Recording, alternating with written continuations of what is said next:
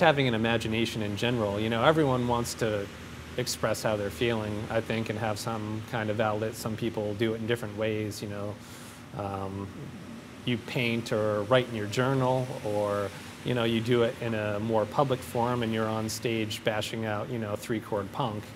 It's all the same thing, really, and that's just what I connected to. You know, I started listening to, you know, Black Sabbath and Metallica and that kind of stuff, and that led me into other areas like Nine Inch Nails and Filter and Ministry, and that, you know, it was more viable. You know, there isn't a way to reproduce Metallica as a one-man band. You know, it's just, it's not going to have the right feel. But you listen to Ministry, which is, you know, two-man band at best, you know, or Skinny Puppy, you know, one guy just sequencing everything, and then another guy, you know, babbling through a distorted mic.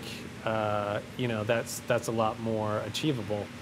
And so that gave me, you know, quote unquote permission to attempt that myself. Filter was a big inspiration for me. I remember reading some interview and Richard Patrick was talking about how, you know, he was just living in his mother's basement and he just had a drum machine and a multi-track recorder, and, you know, he did everything himself. And that was just so eye-opening to me, because it's such a hassle to try to get everybody on the same page. You know, people are lazy, or they want to go off on their own tangent, or, you know, they just don't share the same aesthetics. You know, I mean, nobody wants to feel like they're playing cover songs, so, you know, everybody starts their own band, you know, so they can be, you know, the center of that world. So being a one-man band and seeing that that was possible was really empowering. I mean, if, you know, you start off with no gear whatsoever, it's like you have the option of, you know, being like a turntablist and scratching vinyl that you already own and mixing that down to tape, or you try to build it all piece by piece on the computer. And how I got started with that was way back in the day, like the mid-'80s. There's a computer called the Amiga, which is kind of like the Commodore 64, but the next step up. And that kind of, you know, blew the gates off. That was kind of like, you know, the first time you could get reasonable quality out of a computer. So there was something called the mod scene, and they used programs called trackers, and, you know, you use little tiny snippets of sound and you go through, and it's like, you know, a grid interface, and you'd put down your drums and your piano that way. And that was a big scene back then. And I didn't have an Amiga, but all of those songs those people created, you know, eventually that caught on.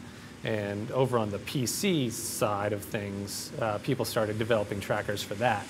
And I started playing back songs that the Amiga mod tracker guys were doing, and that got me interested. I mean, that was such a powerful thing. You know, back then to get a hardware sampler was like $6,000 in like 1990 or 1991.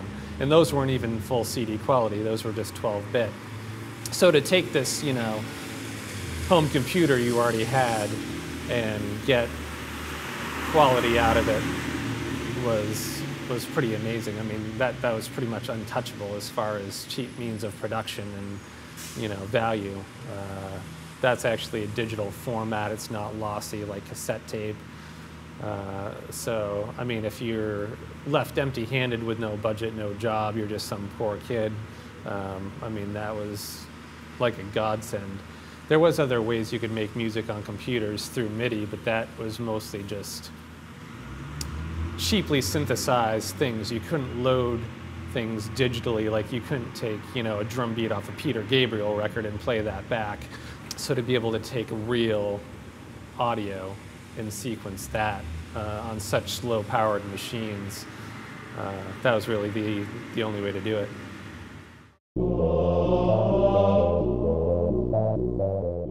There wasn't anybody around here doing that, period. I mean, people had their rock bands and their grunge bands and were recording that to, analog 4-track, but nobody was sequencing anything but MIDI, and hardly even then, it was very, very limited scene. I've never met anybody that was into the mod scene or familiar with trackers. The only people that I've ever seen use trackers in real life are people that I introduced trackers to. Aside from taking a couple samples from Mantech, which was a project by Isaac Wright, who did a lot of local cover art or that kind of thing for bands. Everything else was just sampled myself or stolen from other, mod tracker songs, really.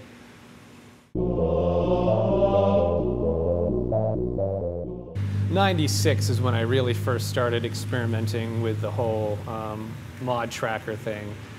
So I started doing that not really under any game plan or name at all.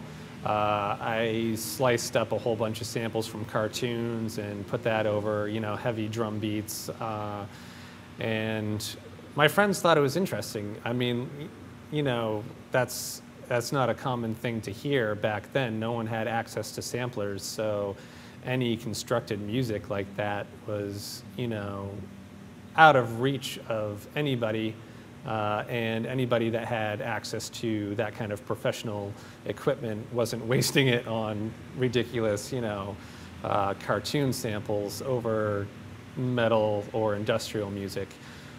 So, I guess they were kind of tickled by it, and that encouraged me more. So I started putting together a cassette demo under the name of Need Fuel, which is from a quote by a movie, Barfly, with Mickey Rourke in it. And so I got together that cassette demo, and I had experimented using live vocals over the music I had sequenced on the trackers, and I just didn't like how it sounded, and neither did anybody else, honestly. I ditched the live vocal element and just replaced it straight out with samples from movies or crazy cassette tapes from Goodwill or Salvation Army, or any crazy religious propaganda tapes I could find. There was this one tape I got hooked up with that was this guy named Damon Zex, and he was from this public access show in Columbus, Ohio, and there was somebody that brought me that tape, Bob Haga, thanks, and Daryl Salter dubbed it for me and gave it to me, and that really gave me a lot of material. So I started using that material, slicing that up and creating a new demo. And during history class in college one time, I was trying to think of other things other than schoolwork, and the name Aries Mayhem just kind of popped into my head.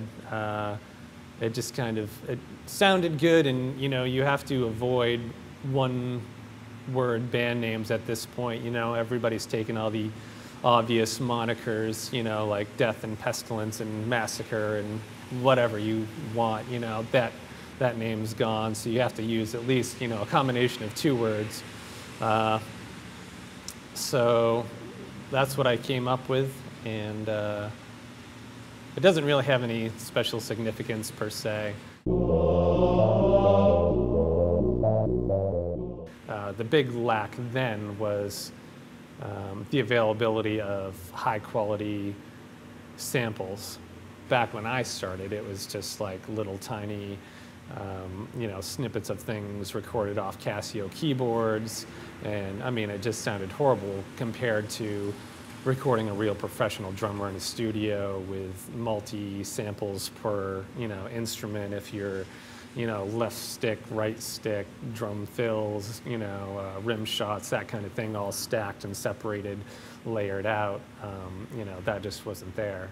So you were stuck with whatever you could grab off some other song, or you know, dig out yourself. If you want to go out and record yourself banging pots and pans, slice those up, and try to put them in your song, you know, that was the only way to do it. You couldn't, you know, fork over $1,200 on a full package of, you know, professional drum sounds and grand pianos, and I mean, you can buy anything now, it's no problem at all. To find dialogue snippets that were clean enough without background music behind them and that kind of thing was a huge challenge. I mean, movie dialogue was certainly a huge source for me, but you know, there's the score in the background and sound effects and hiss from you know, the VHS tapes, because DVDs didn't exist back then, so you couldn't just, you know, get a pristine, you know, 5.1 mix and rip out the vocals from that or the dialogue from that.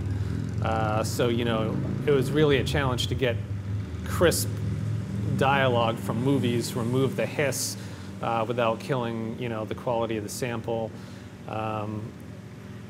It was definitely the biggest headache, I would say. Back in the day, if you had a sound card, then all that you could do was record or play back. You couldn't do both at the same time, so you could record in like an instrument and then use that, you know, in a software sampler and then sequence that, but you couldn't play back something you had already recorded and then, say, sing over it at the same time. You had to do it really piecemeal. The approach that you'd take is you'd record the music you had already sequenced on the computer to a cassette tape and play that cassette tape back, and then record with the computer what you were recording over the tape, and then match them up in the computer later.